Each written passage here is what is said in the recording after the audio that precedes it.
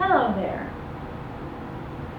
Well, today I'd like to tell you a bit of a strange story. And I'm not quite sure how to tell it because it definitely only happened to me once. And it affected me in some strange ways. It was near the end of my career. Sometimes you're going to have fellow workers, not necessarily just teachers, there might be somebody else who works in your building, who are going to secretly hate you. To your face, they're going to be pleasant enough, but in essence, they are going to work to hurt you. And it's not very common. Most people are sort of direct about their feelings toward others, I think. That's what I've found anyway. There are some people who get aggravated with you, but who don't necessarily hate you. They don't nurse a hatred for you in their hearts.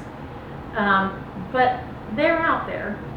And this particular person hated me. And he hated me for a very specific reason. At the time of this story, I was working with college students, and I was the head of the English department, and it was at a junior college. And we had a strict curricular order to our English program. There was a Comp 1 and a Comp 2, and students had to have both. They had to get credit for both in order to get their associate's degree. This particular person had an advisee, and he wanted me to approve him to take the Comp 1 and Comp 2 out of order. Now, I believe that part of the reason he thought there shouldn't be any problem is he was in a department, I'm not going to say which one, but he was in a department where the first half or the first component of the classes that were taught to college freshmen was not the foundation for the second semester. The first semester and second semester were entirely separate, and they didn't relate to each other. But in English, all of the things in the first semester were to be used in the second semester. So if a student hadn't passed the first semester, that student would not know a lot of what would be necessary to pass the second semester. So taking them out of order was just not a practical thing to do. It wasn't a fair thing to do for the student. It practically guaranteed a failure. Unless they had had that coursework somewhere else and failed to get credit for it, they would have been almost entirely lost in the second component. So when he asked for this favor to allow his advisee to take 2 classes out of order, I said no. I said, you have to follow the order that's in the catalog. I wasn't particularly aggressive, I just refused it. Well, he was, and is, he's still alive, particularly sexist. And not only did he dislike being told no by a woman was almost intolerable for him. So he accepted it because there was no way to force me to do what he wanted to do. But what he began to do was plot a way to hurt me in the future. And after a couple of years, he got his chance. When teachers are being evaluated at this, or were being evaluated at this particular school, the head of your division would pick one person to evaluate you, and you'd pick another, and then the 2 of them together would pick a third. Well, this gentleman lobbied the division head to be the chair, or to be his choice for my evaluation committee. And then, once he got on my evaluation committee, he did everything in his power to hurt me. He had terrible things that he wrote in the evaluation about me as a teacher. And he encouraged the 3 people in the committee to support his view of me doing terrible things. Now, the full evaluation was still positive, but it was really a personal attack on me. And the person who I chose to be on the committee did not agree to it, did not sign off on it. So it was a split evaluation in many ways. But it upset me greatly. I mean, greatly. There have only been a few times that I've been that upset, and it was awful. It was like the time the student wrote a threat to kill me. It affected me that intensely.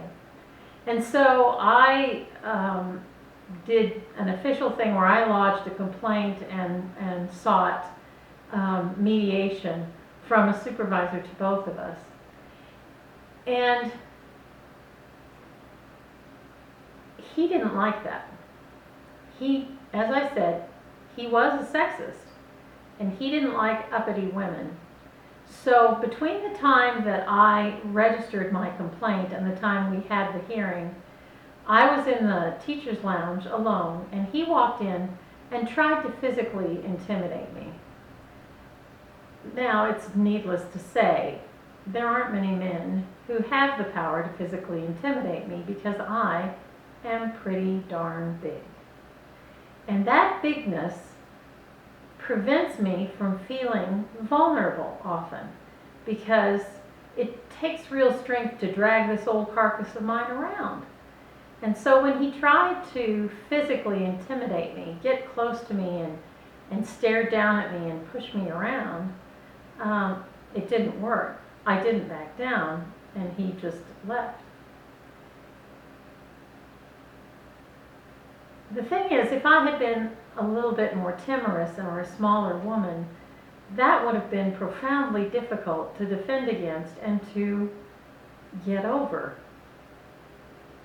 And even if you're a little man, a small man, you might deal with that kind of thing as well. Being hated and being plotted against is unnerving.